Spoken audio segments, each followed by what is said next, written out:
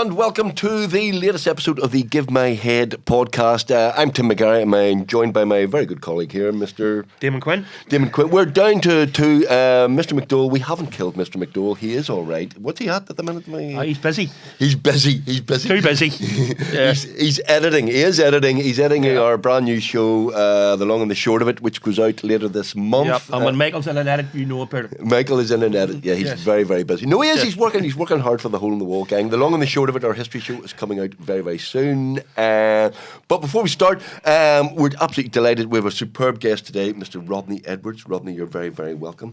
Thank you. Rodney, before we start, we need to ask you an important question. Do you have gas? Or do you?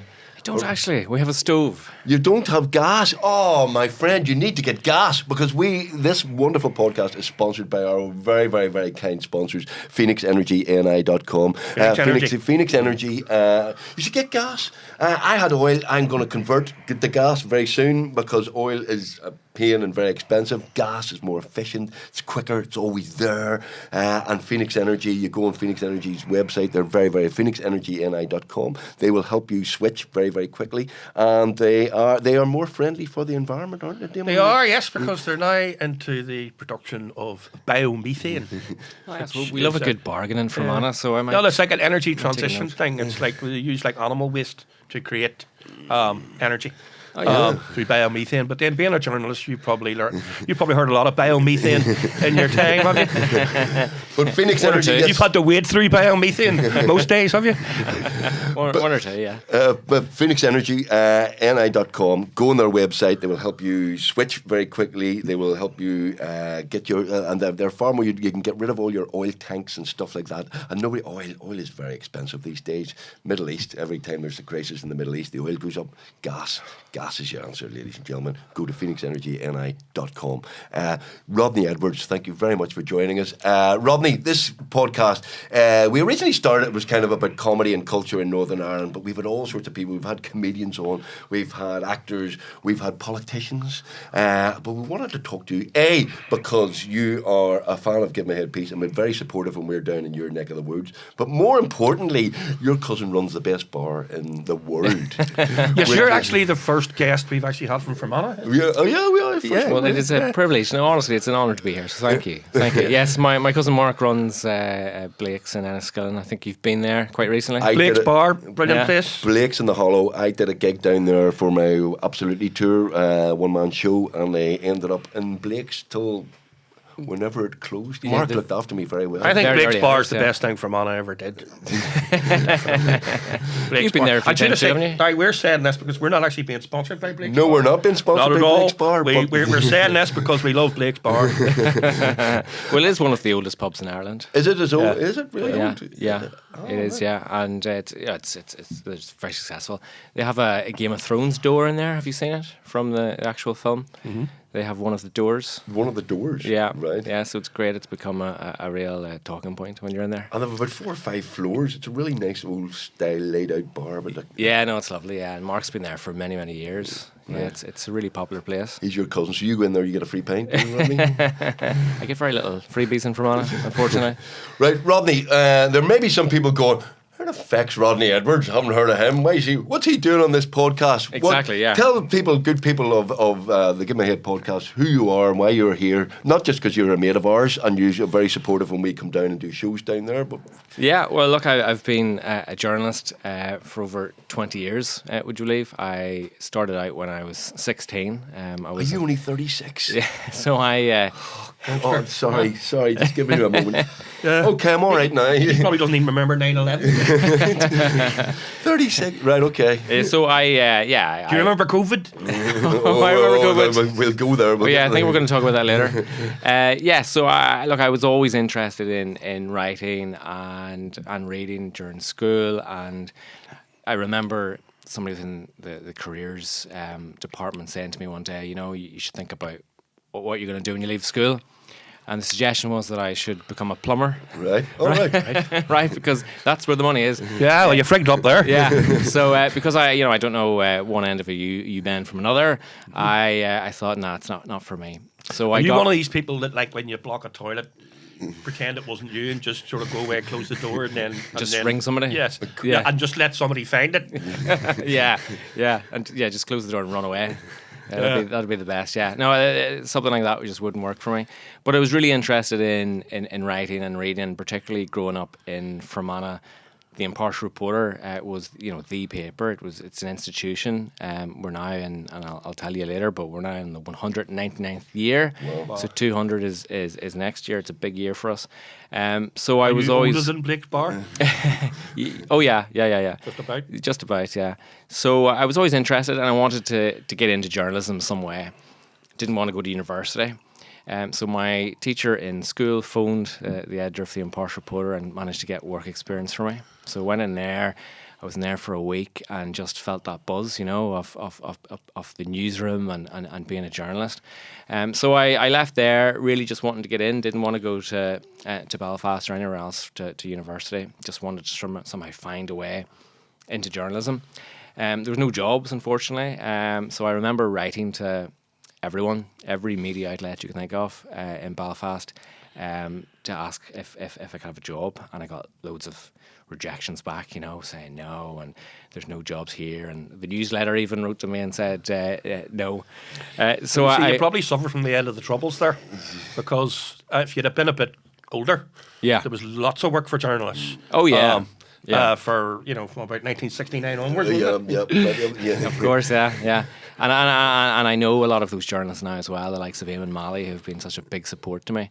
But I remember it was one man got in touch with me from a magazine here. His name was Paul McNamee. I don't know if you know Paul, but Paul went on to become and is currently the editor of the Big Issue in the UK, and he's from here. And he was starting a new magazine, a teenage magazine actually, and he was looking for people like me. So he gave me a job. It was £20 a day. Wow. I didn't drive. I used to come up to Belfast on the bus, which was £18 return. And on occasion I would stay at a hostel because that's all I could afford. And I remember looking back, and it's quite funny. I was staying at a hostel, and there was a vehicle belonging to the hostel that was just embedded in the garden, just stuck into a hedge.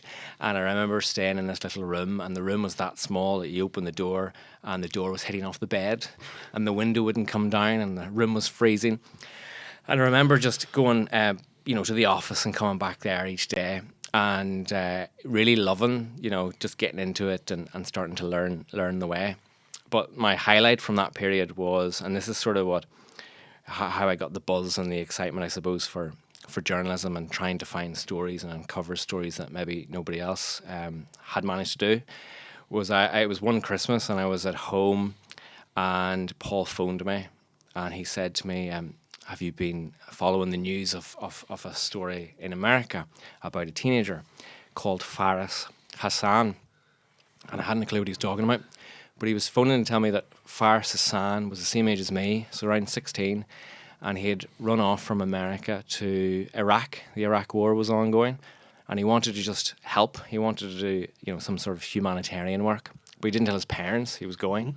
He just ran off, and there was a manhunt. The whole of all the American media outlets were all reporting this teenager had run off to Iraq, and eventually, within a week or whatever, he was found and he was returned home. But everybody wanted to hear the story. And when I mean everybody, like Jay Leno and Oprah Winfrey, they all wanted to hear the story of Faris Hassan and how did this little boy manage to escape from his parents and school and run off to Iraq. So Paul McNamee said to me, can you go get him? Can you get this guy and get an interview? You're a teenager, he's a teenager, see what you can do. I mean, I'm taking this call from my bedroom in Enniskillen with dial-up internet and all the rest. And I remember him leaving the call, and he said to me, don't let me down, right? So that was fine. No pressure. No pressure. Right. That night, I Googled the phone directory of the Fort Lauderdale, where Faris was living, and I found all the Hassans. So I used the house phone and started phoning around all these Hassans in America. And, it was, no. Wouldn't want to see that, Bill. Yeah, and then, exactly, yeah. And then eventually, this woman said to me, oh, hold on a moment, I'll just get him. Who's calling? And then I told her, explained who I was. And the next moment, Faris came on the phone and he asked me how I was, and I explained how I was. And then I made my pitch, I'm 16, you're 16, everyone wants to hear your story. Why don't you tell me your story? So he told me a story, and it was great. I did this interview in the middle of the night here for about 2 hours on the phone, finished the interview, typed up the story, filed it about 8 o'clock that morning and went to bed. And woke up at 11 o'clock, whatever it was, all these missed calls from Paul, and he was really excited by it. So the story was on the front page of the magazine. It was all very exciting. And I remember feeling a real buzz and excitement off that, and still staying in this hostel. And it was getting sort of to the stage where they were about to publish, so they were publicising it. And I remember there was a story in the Mirror about this Ulster teen who managed to bag this global scoop, and feeling quite excited that I had that. But it was the Queen herself, the legend Pamela Ballantyne, who phoned, and I was listening to her on your show a few weeks ago.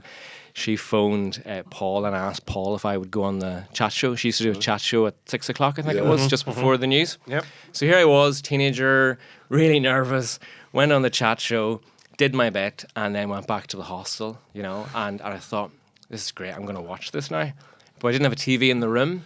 The guy who owned the hostel wouldn't let me watch his TV. He was sitting in the little common room smoking. Give me a headpiece. We don't even know guy TV. he was watching darts, and he was smoking, and he wouldn't let me watch the TV. Don't want not a global scoop. He wasn't interested. Yeah. So I went upstairs thinking, how am I going to watch this?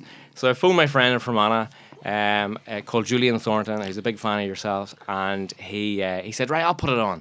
And I could hear his dad was in the background, and his dad's a real countryman, right, real countryman. And Pamela came on, introduced me, and I was just about to speak, and just at that moment, Julian's father, George, shouts really loudly, what's that bollocks doing on the television?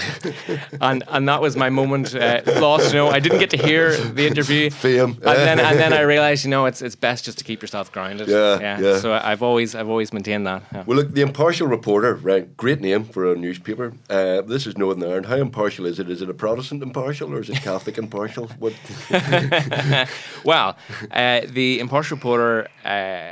Is that the only newspaper in that area? Was there another one? No, there's another one called Fermanagh Herald. And we're both very lucky in that we do have a loyal readership, and it's very strong. But the Impartial Reporter, loyalist. The Impartial Reporter is very impartial. No, it is. Now, traditionally, many years ago, it was probably more unionist than what it is now. It's very balanced now.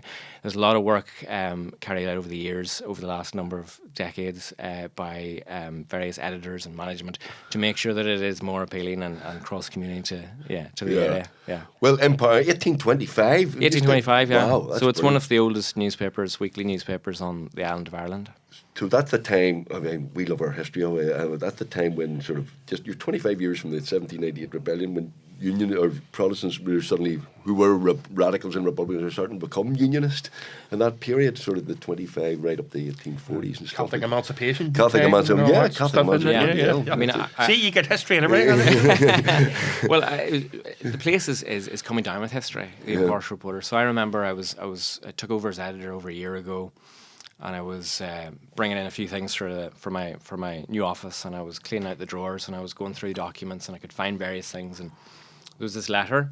I opened the letter, and it was a handwritten letter from Edward Carson. Wow. To one of the editors. Really? Back in 1912. Ah, bloody hell! I love that. Have you still got that? I gave it back to a family member of the Trimble family who set up the paper. Oh, wow. And it's the first time that she'd ever seen it, and it was sitting in the drawer in the office.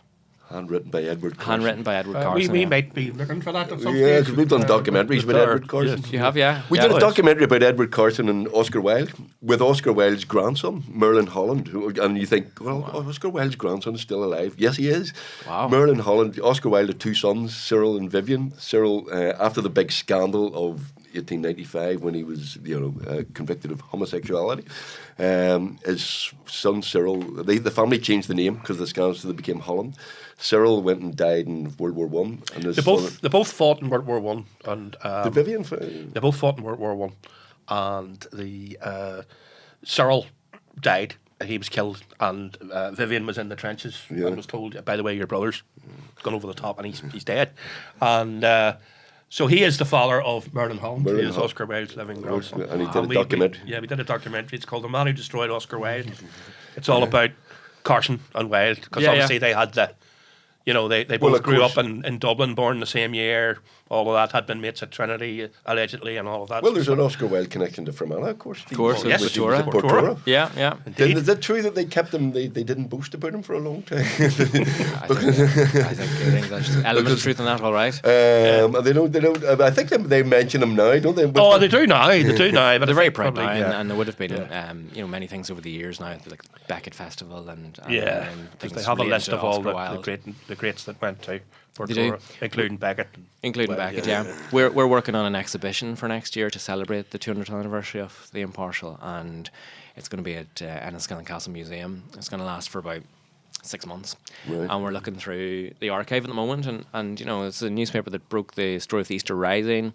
It broke the story of when World War II ended. So there's a great history. 200 the years atom of bomb history. would have done that. A bit of everything. You broke the story of the 1916 Easter Rising. How did?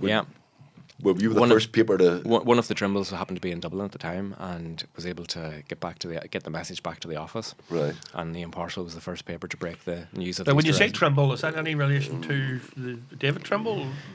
No, the Trimbles. Yeah, so it was a family-owned newspaper up until about 2000. So it was owned by the Trimble family in Enniskillen. And they're very, very well known there. And so no relation. No relation to David Trimble. Yeah, no. right. Okay. No. Right. Yeah. Newspapers these. How often are you a weekly paper? We're a weekly newspaper. Yeah, we're out every Thursday. Listen, but newspapers are how are you surviving these? They're dying a death. My son worked in a wee shop on York Road, and he was 22, and he said nobody buys a paper nobody under 40 buys a newspaper. And for younger viewers and listeners, a newspaper is like a news feed, but it's physical. You open it up and stuff, and there's ads in it. I mean, I still buy a newspaper because I'm a nerd and I like crosswords and stuff like that. But do people still go out and buy physical newspapers? Is it everybody over 50? Is it anybody under? Well, I said earlier, we are really lucky in Fermanagh, whether it's the Impartial Reporter or the Fermanagh Herald, that we have a loyal readership, that people go out and they buy the paper, and our sales are very strong, and that's down to that sort of community feel of the paper. Like, it's a very different kind of paper, the Impartial, in that it genuinely doesn't take any sides, and it's a real snapshot of community life. So we talked earlier about Protestant Catholics, and that was the same for whenever I started. That you're always being very careful with what you write and how you do things, because there was two sides, within the community. But now it's so diverse. I'm really pleased that, for example, from our opinion writers, we've got people like Bernadette Michalski and Arlene Foster and Father Brian Darcy. I'm really, really proud as well that very recently we've got a new guy writing for us called Dara Monaghan, and Dara is an Irish-born man who is from a Muslim background. Mm-hmm. So you've got all these, great diversity. So because of that, and because we're a 72-page paper, we've got sections such as business and arts and culture. We're very big into investigations. We're very big into original journalism. So rather than squeezing a story into 500 words in the corner of a page, we could give a story 4 or 6 pages and just have that, 2,000 or 3,000 word in-depth investigation. So it's not just drunk farmer caught on tractor gets £20 fine. There's a bit of that. There's a bit of that. Everybody wants that. Yeah, no, there's a bit of that. Absolutely. But there's also the original journalism, and I think because we do all of that and we do it very differently, that because of that we're lucky in that the sales are good, and the sales in the last year have been growing year on year, which I think just proves that if the product is good and you represent the community, well, that there'll be an interest in it. Well, it's because some papers are still doing all right. The Irish News is doing okay, isn't it? I mean, the newsletter is kind of dying from. My son again was working in the shop on York Road, big unionist area, and the pile of Irish Newses was about 4 times the size of newsletters. Yeah, and I'm fairly low. And I go, that's a bit low. But the newsletters, but the Irish News is still managing the Irish News is very successful. Yeah, it is probably, well, not probably, it is the most successful daily newspaper in Northern Ireland. Kids would know what a newspaper is. I mean, like you've got 2. Yeah. By the time they get to be adults, will there still be newspapers? Well, that's the fear. Now, I think the Impartial Reporter will be around for a while yet. It's funny how these things. I mean, my young chap is now 26, but when he was young, hanging back, like he was in bad form one day. He was giving off, and I said to him, play another record. And he just looked at me like, 6 years of age, and went, "What's a record?" Yeah. He genuinely was surprised. He didn't know what I was talking about. I know. But what we've seen actually in the last year is the digital subscriptions have increased more than ever. So people can download a digital version of the paper and read it on their iPad, for example. Yeah. So maybe the format will change. Maybe it'll be more sort of digital like that, and people will take to their tablet device to read their news. But I would worry as a newspaper nerd myself. I would worry about the future of some of the papers, and I know many of the journalists and editors and weekly papers across Northern Ireland and even in the south, and I would worry about where they're headed. Right, but again, it's big stories. You won an award, didn't you, for your was it the exposure of a sex abuse scandal down that part of the world, wasn't it? Yeah, back in 2019. Keep it light, sure. Why don't you? Well, it was a big story. It was a big story down there. Yeah. Back in 2019, a man walked into our office and claimed that he'd been abused as part of a paedophile ring within Enniskillen. So we published the story anonymously, obviously, and left it at that. Just thought that was it. And within a week, the phone was hopping. People were ringing the office constantly or coming in to make similar claims.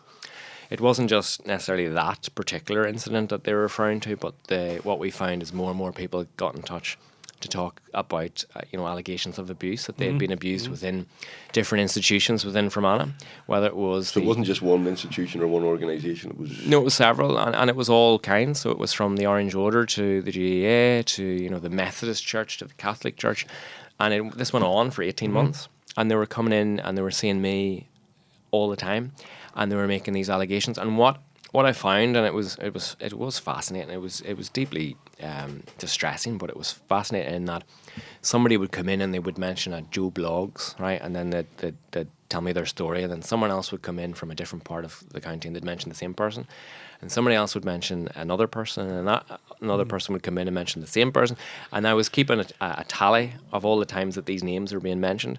And it was just growing all the time. And then I was able to piece together a story on each of those incidents or case studies and publish. These people were connected, were they, in some way? There was some connection, And it got to the stage that it was getting so big and out of control that George Hamilton got in touch with me, the former Chief Constable, and he said, look, we're going to set up a special unit. Right. And they set up a special unit in Omagh Police Station, and they had police officers just dedicated to looking at all these cases in Fermanagh. And it built and it built and it built. And eventually there was a huge number of arrests, a number of prosecutions. And earlier this year was the first conviction, all because these people came forward. Wow. That's all because one bloke goes into all because of one person. Man. Sorry, I don't know. Goes into an office. Yeah. A long time ago. When did we do Betrayal of Trust? 2010. 2010, the Brenton Smith case. Yeah, no, I remember. We did a drama about that, and that was the case that kind of lifted the lid, first of all, on the Catholic Church here. It was the first big case, and it's down to one family. I know, yeah. We worked very closely with on the drama. A brilliant bunch of people, and they were very, very brave. But it took one family to kind of lift the lid, because everybody knew about it. Yeah. And it's just... And that's the thing, you see, it wasn't even a case of them sharing their experiences of this awful, distressing time. What they all had in common was that there was a lack of help from anybody, that they were being ignored and they felt powerless. And it was only when they were able to talk about it that they were able to feel some sense of closure.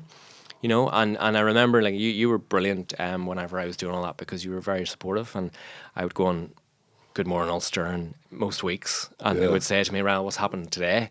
And then I'd go through the list, and I remember you'd sent me quite a few very helpful, supportive text messages, because it was a very difficult thing. And when you live locally and you're meeting people all the time, and it's that ultra local part of journalism.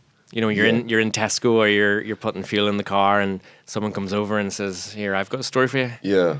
Or did you get any kickback from people going, what are you doing digging there? Or, you shouldn't be poking your nose in there. A little bit.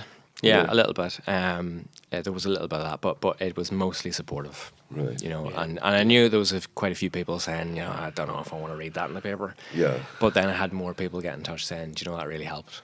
That really helped me, and I'm really glad that I was able to tell my story. Wow. So what other big stories did he do then? Well, you know Gerry Adams, which is it? Did you catch Gerry Adams out calling unionist bastards or something like that? Yeah. So I could have said that before we go any further here.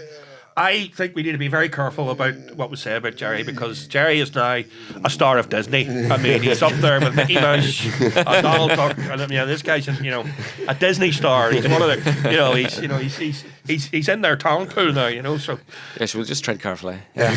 But anyway, tell us the story. Yeah, so I used to cover loads of events as a reporter, and I remember covering a Sinn Féin event in Enniskillen, and it was one of these meetings of members, and Gerry was there to speak to his members. And I remember one of them, it was a very long meeting and it was getting very boring, and I think I was there this was a 2.5, 3 hour point, and somebody said, Gerry, how are we going to persuade them, unionists and loyalists, to do what we're doing? We're doing all this and they're doing nothing for us.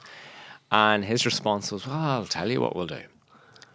We need to break these bastards. And then there was a pause. Break them with equality.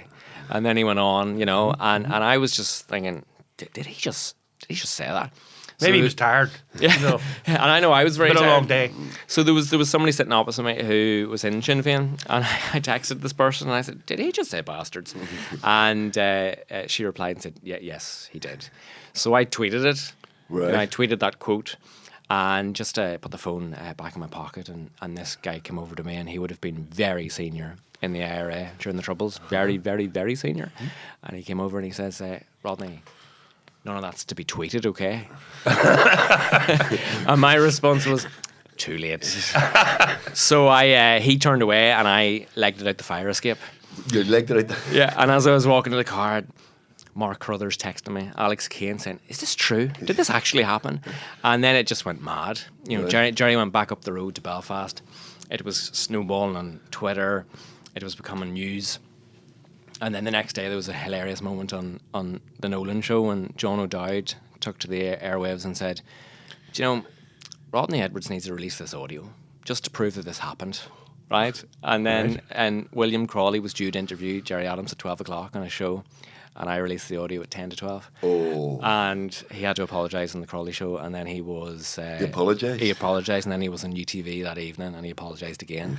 And yeah, I mean, it snowballed, it really snowballed. And some people took it out of context, and thought that he was attacking all of unionism or whatever, but he maintains that he was, So he didn't say, I didn't mean to call unionist bastards. I meant to call Rodney Edwards. But I get on really well with him and other political leaders as well. So just getting that in there. But that's not even the worst you had, because you were very active during the COVID thing. You were working for the Independent at the time, with Sunday Independent. You worked for Irish News, Telegraph, everybody, haven't you?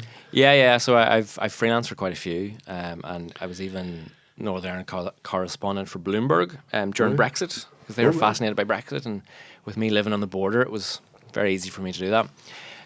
But yeah, I in 2020 during COVID, which was not that long after all the sex abuse stories I was working on, I felt that I wanted to do something else. And to be honest... Lighten the mood. To lighten the mood.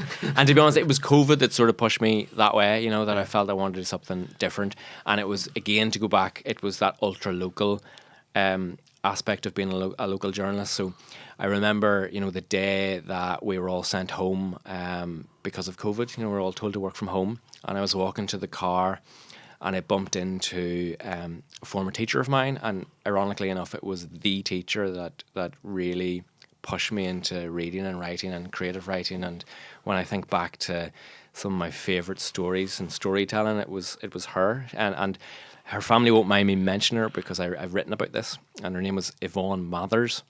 And I met Mrs. Mathers as I was walking to the car park as we were leaving on that day, the final day in the office, when the lockdown came in. And she wasn't very well, and she had told me that she just returned from seeing her family in England, and there was a guy sitting beside her on the plane who was coughing, and she felt really nervous by this. And as we were walking away, she said to me, and she always said this at school at the end of each day, "Mind yourself, Rodney." And she went off, and I went home, and within a week she had died. She had died from COVID. And I remember having to get in touch with her family, and then later on found out that someone that I knew that worked in the hospital had been that person with her, as you know, for her final moments, because her family couldn't make it.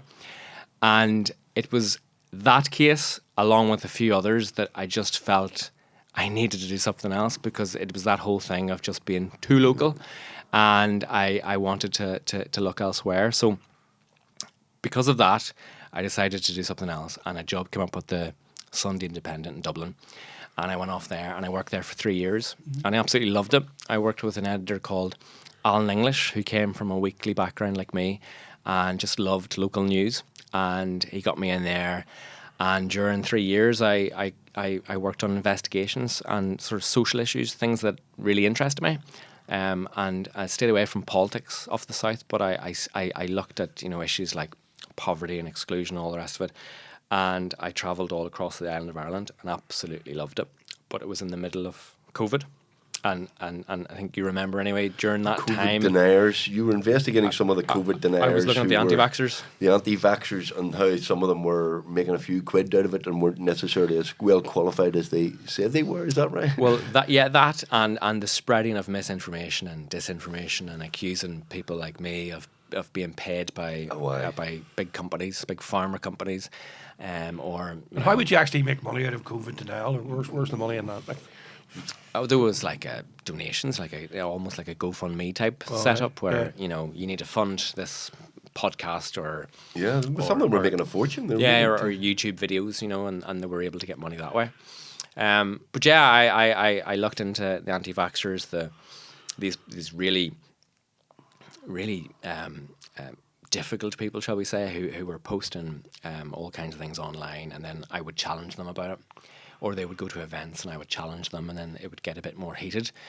So it actually resulted in me receiving a death threat. I received it alongside actually Nicola Mallon, the former infrastructure minister. Oh yeah. And this guy, well, there was a number of messages, but this one in particular said that he was going to behead me. Behead you? Behead me, yeah. And someone else had posted my... Worryingly specific, isn't it? Posted my address on social media. Right. And I was working for Media House, who owned the Sunday Independent, and they were brilliant. You know, they had a police outside my house for 6 weeks. Right. They were driving around for 6 weeks, and we had to get extra security in the home, cameras and a panic button and all the rest, because the messages were intense, and they were every day. Right. No matter what I tweeted about COVID, I would get these people come back to me with really intimidating messages. Did you know who they were? Were they anonymous, or were they... Some of them were anonymous, some weren't. And the one person who wasn't, the police found that he hadn't actually broken the law by threatening me. Really? You know, and then there's the whole social media thing. What do you mean you hadn't broken the law by threatening? Yeah, no, they didn't pursue it. All right. They didn't pursue it. And then there's the whole social media side of it. Right. You know, and Twitter, and how that's all unregulated. And you can make a death threat on Twitter, can you? If you remember your law, to threaten someone, the threat has to be capable of being immediately carried out. Immediately carried out? Tuberville v. Savage. You see. The old legal laws kicking in here. See.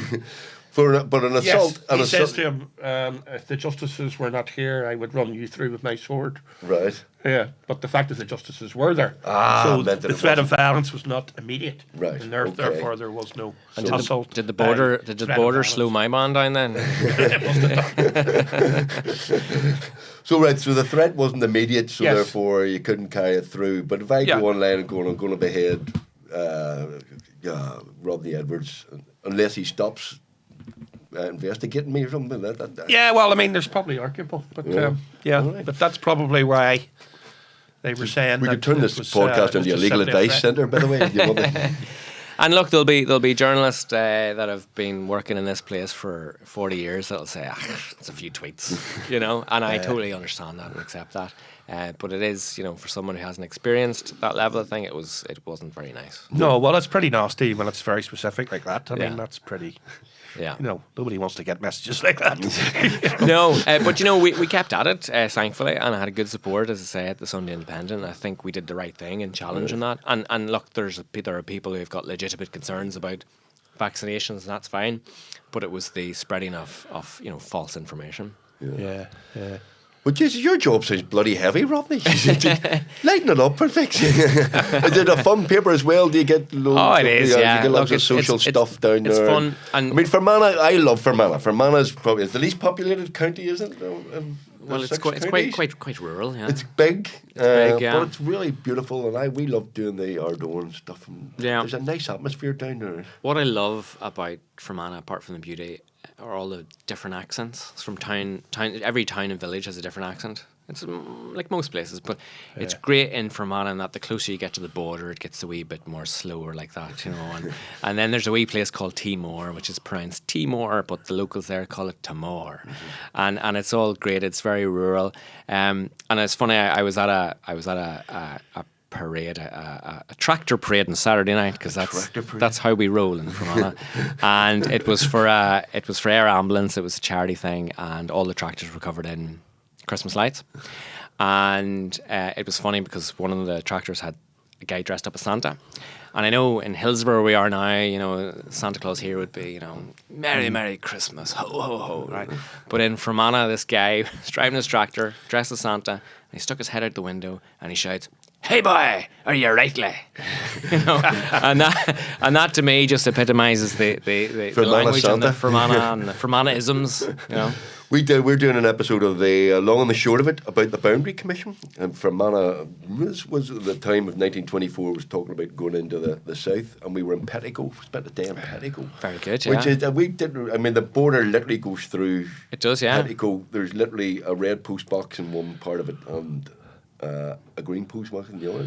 Yep. They were out filming. It was a really sunny day, and they were like working really, really hard. I was sitting over outside the bar with a pint of Guinness. It's one of the privileges of being the producer. Oh yeah. I love Petticoat. Petticoat's great. Petticoat is lovely. Yeah. There's a lot of nice spots too. And that's the thing. Back to the circulation of the Impartial Reporter. It is really unusual in that it's a place that covers Fermanagh, South Tyrone and the border counties. Yeah. So Petticoat's, part of our catchment area, but so is Ballyshannon and Donegal and, parts of Leitrim and Cavan, Black Lion. And it's just a fascinating place. And you know what the border's like. It is, for us living there, it is fascinating. And to be able to whiz, back and forth, and it doesn't really feel, any different. Except your phone pings every time you cross the bloody border and tells you, "Welcome to Ireland." I'm in.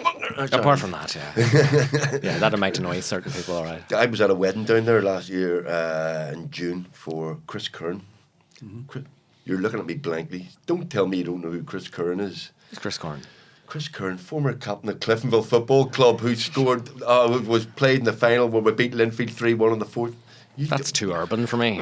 He's from Cavan, but he had a big wedding down in the Earn Hotel. Loch Earn Resort? The Loch Earn Resort. Yeah, do you like that place? Yeah. It's very swanky down there. Very swanky, yeah. I like the Earn, I like the Manor House as well. Yeah. I like the Both nice. I was in the Belmore as well. Terry McCartney's place. See, that's what I like about that. I can say where I was in the Belmore, go, Terry, tell Terry I was asking for. Well, I saw what he was doing. He tweeted you, didn't he, and offered you a room or something? No, he didn't give me anything free. You had to pay. Terry, take a hint, mate. You stay in all the best of places. I do. Really, you see me. I'm happy in Joe Mahon's. Yeah. Do you know what I mean? Good, yeah. There's nothing wrong with Joe Mahon's. Urbanstown, one of the oldest hotels again around. It's 140 years old. Yes.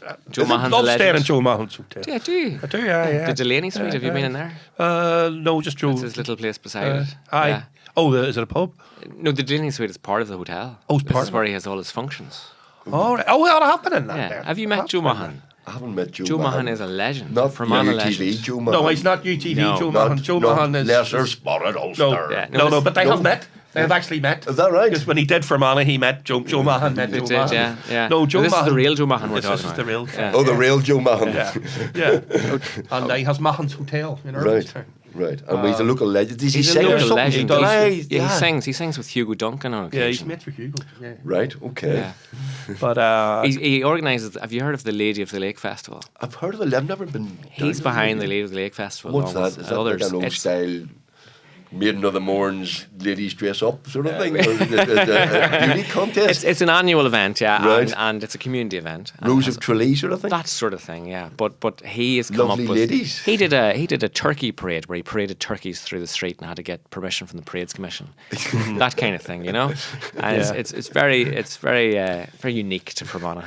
yeah. Oh, he's a unique person. He's a unique person. So you head out to Irvinstown when you're in I would, Fermanagh. yeah. I love going to Irvinstown. I've had Yeah. a couple of birthdays in Irvinstown. Very good. Yeah, because I know Joe. Yeah. And I love his hotel. You know. It looks like you're getting a free night looking there for a the free next time you're in Fermanagh. I should tell you, we're back down your neck of the woods, by the way, very soon with Give Me a Headpiece Live is on tour, ladies and gentlemen. Get your tickets now. We're in the Opera House at the end of March. When are we on the... We are in the Ardone on the 4th of March. Tuesday the 4th of Very March. nice. Tuesday the Well, 4th. very nice. Yeah, so will we staying down there? We might stay down there. Aye, well, you never know. You can stay in Mahan's Hotel. We're, Yep, absolutely. we're in Derry the night afterwards. We always stay up in Derry. We always stay up in Derry. Crawl to it from Blake's bar. I think I've seen 2 in the most of morning. your shows in Fermanagh. Anytime you could visit, I like to go along. You didn't come to see my one-man show, though? I didn't. I No, you sent, didn't. I sent a friend. You sent a friend. Did the friend like the show? He thought he was going to see Nathan Carter. Yeah. No, we loved the show. He loved the show. He loved the show. Yeah, he's a big fan of yours. Yeah. He's a very intelligent, wise man. I don't know who he is, but I like him. His name's Gary, and he'll be listening to this. Right, Yeah. okay. Well, And Gary, thank you very much for coming along to the show. You've taken Rodney Edwards' free ticket that he he didn't use. Yeah. Yeah. Yeah, I'm I'll very show you sorry. pictures of my children later on so you can, how much you've robbed me. But Rodney, most guests don't arrive here with a present or something to show us. But you've brought something. You have brought something. I have brought something to show you. Listeners to the podcast won't be able to see it, but we can describe it. This is a very old table. Can you see this? Yeah. Yeah. The Impartial Reporter, as you know, very, very old, full of history. And I was down the back of the office quite recently, and there's an old printing works out the back. And it was just abandoned whenever we moved from Enniskillen to Belfast to print the paper. So Interpress, who print the Irish News, now print our paper. But down the back are lots of bits and bobs, including this table. And I recently discovered that this table is from the Siege of Derry. You're not serious. Yeah. Really? Yeah. 1688? Yeah. 1689 and 88 and 89. 1680. What do you mean from the Siege of Derry? It's from the Siege of Derry, yeah. So how can you prove that? this was handed down. Now, I was hoping you won't ask me too many questions because we're still working it out for our exhibition that we plan for next year. But this was it somehow ended up in the Trimble family, Trimbles who own the Impartial. Trimbles again. Trimbles, yeah, and it ended up. I think firstly it was in Pomeroy and Tyrone, and then it ended up in Enniskillen, and it was it's been in the Impartial Reporter now for many years, and I recently made the discovery. I was speaking to family members of the Trimbles, and they were telling me about this table, and then we went down to have a look at it, and we found it, and we couldn't believe the story behind it. And there is a story behind it, and we're still working all that through so that we have something for the exhibition in May. But this is just something that I thought I'd bring along to show you. Why'd you bring it to us instead of the Antiques Roadshow? It could be worth something, mate. Come on to us. We could stick it on eBay and edit this out. But yeah, I mean, it's fascinating. Between this and the letter from Edward Carson, we found William Trimble, who helped to found the paper. We found his top hat recently as well in the museum. They actually had it tucked away, and we're taking all these bits out for the exhibition. And of course, when it gets going and it's going to be on for 5 or 6 months of next year, you're very welcome to come along and check some of this out. We love our history. We did another long and the short of it on the Siege of Derry was Lundy a traitor. He wasn't really, by the way. They're burning for no reason. They do. But we got there's in the cathedral there, isn't there? And there's you can literally lift a cannonball. That was fired in 1688, 1689. Yeah. But stuff like that, I love things like we can. Fired again in 1969. Yeah, I've been driving around from Fermanagh with this in the car, Right. walking through the streets of Hillsborough, carrying a table from the You're in Hollywood, 1600s. mate, not Hillsborough. Hollywood. Sorry. See, Hillsborough is now Royal Hillsborough. Oh yes, of course. Yes, Hillsborough. You can't call Hillsborough Royal Hillsborough anymore. It's Royal Hillsborough. My mistake. Yeah. As if it wasn't up its own arse enough already, Hillsborough.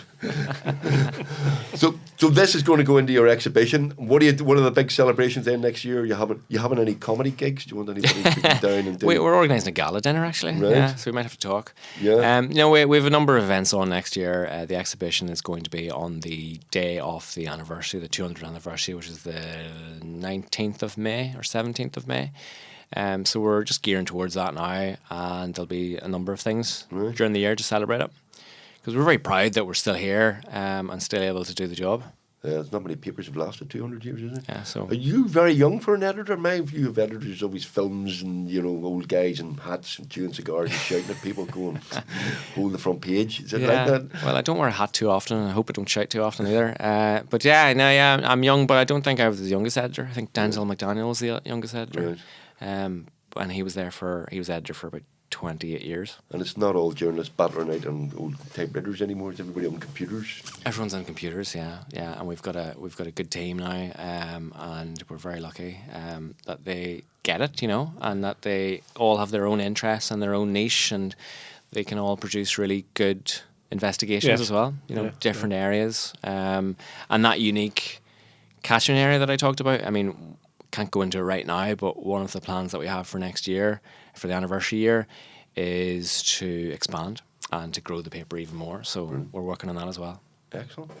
Well, Rodney, we wish you the very best of luck. Thank you very much for being on the Give My Head podcast. It's an honour, and just genuinely, when I was growing up, I love comedy, and I remember just getting real comfort and solace from watching comedy, and I watched the two of you and the others on Give My Head piece, so it's a real honour to be here, so thank you. Thank you very much. Man of taste. A man of taste. You may leave that table behind now after that lovely tribute. Ladies and gentlemen, thanks for watching and listening to the Give My Head podcast. A massive thanks once again to our superb sponsors, Phoenix Energy NI. I nearly said Phoenix Gas. It's Phoenix Energy NI. If you're interested in switching, please go to phoenixenergyni.com. They will sort you all out, and gas is cleaner and better for the environment. It's not going to solve all the world's environmental problems, but it's cleaner for the environment, so give them lots of support. I think next week we have a comedian on. We have Mr. Paddy McDonald coming on next week. Oh, a fellow Westie. A fellow Westie. But from the west of the province, ladies and gentlemen, thank you very much. It's been a pleasure. Rodney, thank you for being on the Give My Head podcast, and we will see you in Fermanagh on the 2nd of March, 3rd of March. What date did I say? We're down in Fermanagh with Give My Head Piece live. See you then. Thank you very Blake's much. Bar after that. See you in Blake's. Blake's Bar. Ladies and gentlemen, thank you very much. See you soon. Thank you.